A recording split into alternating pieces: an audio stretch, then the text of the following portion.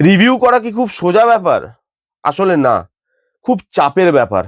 বাইরে কনকনে ঠান্ডা, আমার লেগে আছে সর্দি কাশি। ঘড়িতে এখন বাজে ভোর 5টা। দেখে উঠলাম প্রতিম ডি গুপ্তার নতুন সিরিজ কর্মা কোর্মা, যেখানে লিড রোলটা প্লে করছে ঋত্বিক দা, সোহিনীদি, রীতা ভরিদি এবং আরো অনেকে। কেমন হলো সিরিজটা? কোর্মা, শীতকাল, ভাবলাম বেশ ভালোই জমবে, মানে সেটা ভেবেই দেখতে বসা আর কি। তো ফাইনালি খেলাম কোর্মা, মানে দেখলাম কর্মা কোর্মা। কেমন লাগলো সিরিজটা সেটা নিয়ে কথা বলবো এই ভিডিওতে। এবার আমি যদি এর গল্পটা বলি, দেখুন ট্রেলারে না এই সিরিজের গল্প খুব একটা মেকারসরা রিভিল করেনি, তো আমিও খুব একটা রিভিল করব না। শুধু এইটুকু বলি, ভেবে নিন একটা নতুন কিছুর জন্ম হচ্ছে এবং সেই জন্মটাকে ঘিরে কিছু অর্গানাইজেশন কিছু চক্রান্ত করছে এবং যে চক্রান্তটা সমাজের নিচু তলা থেকে ওপর তলা অবধি ছড়ানো। সেই চক্রান্তের পর্দা ফাঁস করা হচ্ছে। কে করছে, কিভাবে করছে, এই নিয়েই 7টা এপিসোডের এই সিরিজ, যেখানে প্রত্যেক কটা এপিসোডের রানিং লেন্থ মোটামুটি 24 থেকে 25 মিনিটের মধ্যে। এবার এই সিরিজটা হলো কেমন? কিছু পজিটিভ দিক আছে এবং বেশ কিছু নেগেটিভ দিক আছে। প্রথম পজিটিভ দিক, এই যে সাবজেক্টটা, যেটা আমি বললাম গল্পটা, এর বাইরে গিয়ে আমি সাবজেক্টটার ব্যাপারে বলতে পারবো না, তাহলে অনেক কিছু রিভিল হয়ে যাবে, কিন্তু সাবজেক্টটা বেশ ভালো। এই যে নতুন কিছুর জন্ম, সেটাকে ঘিরে চক্রান্ত, অর্গানাইজেশন, এই যে জিনিসটা, সেটা আমরা কোথাও না এর আগে শুনেছি। আপনারা সিরিজটা দেখলেই বুঝতে পারবেন যে খবরে, পেপারে আমরা এই জিনিসটা নিয়ে পড়েছি বা শুনেছি। তো সেই জিনিসটা নিয়ে এইটা যে ডিল করে যে সিরিজটা, সেটা ভালো, সাবজেক্টটা ভালো এবং এরকম ধরনের সাবজেক্ট নিয়ে ডিল করা উচিত। তো সাবজেক্টটা প্রথমত খুব ভালো। সেকেন্ড অফ অল, এই সিরিজে পারফরমেন্সেস খুব খুব সুন্দর রয়েছে। সোহিনীদি তার জায়গায় খুব সুন্দর, এক একটা এক্সপ্রেশন এত সাটেল, এত ভালো, যেগুলো দেখতে ভালো লাগে। একটা সিন আছে, ঋত্বিক দা ঢুকছে পুলিশ স্টেশনে, সোহিনীদি বেরোচ্ছে, ঋত্বিক দাকে দেখে না একটু হকচকিয়ে যাবে, এক্সপ্রেশনটা দেখুন। এমন একটা এক্সপ্রেশন সবসময় ক্যারি করছে সোহিনীদি, যে আমি কিছু জানি না, কিছু বুঝি না, কি বলছে কিছু বুঝতে পারছি না, কি হচ্ছে কিছু বুঝতে পারছি না, এই জিনিসটা বেশ ভালো। রীতা বরিদি তার জায়গায় বেশ ভালো, তিনি একটা টোন, সেই ক্যারেক্টারটার যে টোনটা দরকার সেই টোনটা ধরে রেখেছিলেন এবং প্রত্যেকটা জায়গায় তার পারফরমেন্স কিন্তু ভালো লাগে, খারাপ লাগে না, কোথাও গিয়ে আপনার পারফরমেন্সটা ওভার দ্য টপ মনে হয় না। ঋত্বিক দার মেনলি এখানে কাজ ছিল কমেডি জায়গাটা পুল অফ করার, এবং আপনারা সবাই জানেন যে ঋত্বিক দা যেভাবে কথা বলে, যেভাবে প্রত্যেকটা ডায়লগের মাঝখানে পজ দেয়, সেই জিনিসটা সেই কমেডিটা পুল অফ করতে সাহায্য করে। ঋত্বিক দা ভালো অ্যাক্টর এবং ঋত্বিক দা জানে যে কমেডি কি করে ল্যান্ড করাতে হয়। এখানে ঋত্বিক দার আলসারের প্রবলেম হোক অথবা অন্য কোনো অপরিচিতর বাড়িতে হঠাৎ করে দুধ খেতে চলে যাওয়া, সেই জিনিসগুলো কমেডি পুল অফ করতে সাহায্য করছিল। ম্যাক্সিমাম জায়গায় কমেডিটা ওয়ার্ক করে। লুক অ্যান্ড ফিল ভালো, একটা certain look and feel Hoichoi provide করে, সেখানে লুক অ্যান্ড ফিল বেশ ভালো।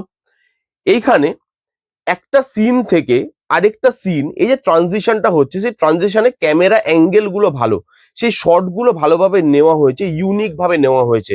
সেটা কোনো একটা ক্যারেক্টারের মুখ থেকে বাইকের কাঁচ, সেই জায়গাটায় যেভাবে ক্যামেরা মুভমেন্ট হয়, বা একটা মানুষ ঘরে ঢুকছে সেখান থেকে অন্য মানুষের পার্সপেক্টিভ দিয়ে শটটা শুরু হওয়া, এই যে জিনিসগুলো, সেই জিনিসগুলো ভালোভাবে ক্যাপচার করা গেছে, সেখানে বেশ ভালো লাগে দেখতে। কমেডি বললাম ম্যাক্সিমাম জায়গায় ওয়ার্ক করে, পারফরমেন্সেস ভালো, কালার টোনের কাজ সুন্দর।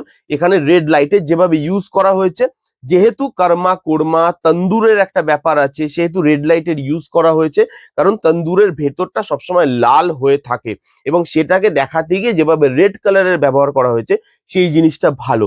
এবং এই সিরিজের বিজিএম ভালো। আপনি যদি প্রতিম ডি গুপ্তার কাজ দেখেন, দেখবেন তার কাজে বিজিএম এর কাজ না খুব ভালোভাবে উঠে আসে। এখানেও বিজিএম সিনগুলোকে আপলিফট করছিল। এই ছিল মোটামুটি পজিটিভ দিক। এবার যদি আমি নেগেটিভ দিকে মুভ করি, এই সিরিজটার প্রবলেম কোথায় জানেন? এই সিরিজটা না প্রথমে অন্য একটা জিনিস নিয়ে শুরু হয়, অন্য একটা জিনিস নিয়ে না সিরিজটা ডিল করে, তারপরে হঠাৎ করে অন্য একটা গল্পে ঢুকে যায়।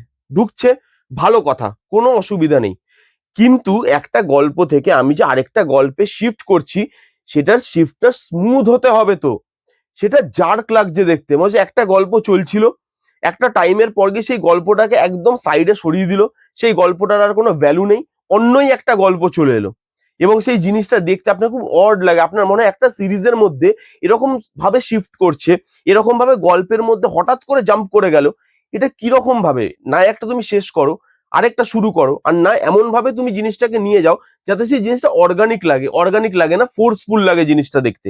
এবং এখানে সিনেমাটিক লিবার্টি নামে যেভাবে গল্পের গরুকে গাছে ওঠানো হয়েছে, একটা জায়গায় দুটো মানুষ প্রথমবার দেখা করছে, বন্ধুত্ব হচ্ছে, এবং সেই বন্ধুত্বটা এত ফোর্সফুল, আপনার মনে হবে গাড়ি ফার্স্ট গিয়ারে চলছিল, হঠাৎ করে ফোর্থ গিয়ারে চলে গেছে, আপনি হঠাৎ করে একটা ঝাঁকুনি খেলেন। তাহলে ভাই এরকম ভাবে কি করে হয়? একটা মানুষ ঘরে বসে ড্রিঙ্কস করছে, অন্য একজন ঢুকছে, সেখানে তাদের মধ্যে কনভারসেশন হচ্ছে, কি আননেসেসারি কনভারসেশন। একটা জায়গায় পুলিশ ছেড়ে দিচ্ছে যে ক্রাইম করেছে বা সাসপেক্ট যে পুলিশের, তাকে ছেড়ে দিচ্ছে, বলছে তুমি যাও, তুমি এবার ইনভেস্টিগেট করো, তোমাকে আমি পরে ধরবো। পুলিশ হঠাৎ করে অন্য একজনকে সাগরেদ নিয়ে নিচ্ছে, কেন আমি বুঝতে পারলাম না। এরকম ভাবে গল্পের গরুকে কে গাছে ওঠায়? এই জিনিসগুলো আপনার মনে হয় দেখে আননেসেসারি, এত ফোর্সফুল। আর এখানে গল্পের মধ্যে যখন ঢুকছে না, তখন মনে হচ্ছে ডাইরেক্টর বলেছে ভাই সব শেষ, এবার গল্পে ঢুকে যাও, ফাট করে গল্পে ঢুকে গেল। গল্পে ঢোকার সেই যে রাস্তাটা, সেটা স্মুথ নয়, অর্গানিক নয়। দুটো মহিলা, তাদের মধ্যে ইমোশন খুব ওয়ার্ক করাটা দরকার ছিল, লাস্টে গিয়ে ইমোশনাল টাচটা দেওয়ার চেষ্টা করা হয়েছে, ইমোশন ওয়ার্কই করে না। প্রেডিক্টেবল কি হবে সেটা আপনি 2 নম্বর 3 নম্বর এপিসোডে বুঝতে পারবেন, এবং তারপরে আপনার মনে হবে বা হঠাৎ করে মাথায় আসবে, আরে হইচই তো 6টা এপিসোড বানাতো, এখন তো 7টা করে বানাচ্ছে, তার মানে সিরিজটার দরকার থাকুক না থাকুক, হইচইকে 7টা এপিসোডই বানাতে হবে। মাথার দিব্যি দিয়ে দিয়েছে যেন কেউ। তো এইখানেও 7টা এপিসোড ধরে 2 নম্বর 3 নম্বর এপিসোডের পর গল্প একই জায়গায় চলে, আবার 7 নম্বর এপিসোডে গিয়ে আপনি কিছু দেখতে পান। তো মাঝখানের যে জায়গাটা, সেটা দরকারই ছিল না। এটা যদি একটা সিনেমা হতো 1.5 ঘন্টা বা 1.25 ঘন্টার, এখানে কোনো কিছুই আপনার মানে সেই জিনিসটা আপনার আরো বরঞ্চ ভালো হতো, মানে কোথাও গিয়ে এই সিরিজটাকে এফেক্ট করতো না।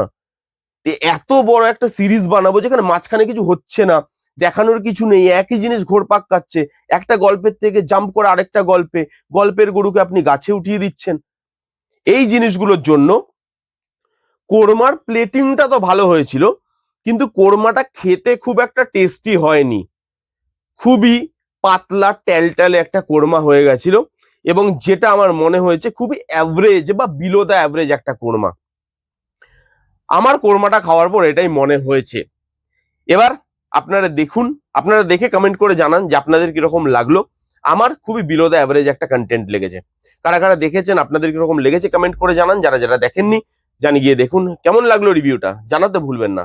ভালো লাগলে please give a Thums up, like করবেন, কমেন্ট করবেন, শেয়ার করবেন, চ্যানেলটাকে মাস্ট সাবস্ক্রাইব করবেন। দেখা হচ্ছে নেক্সট কোনো ভিডিওতে, ততক্ষণ bye bye, take care and be safe.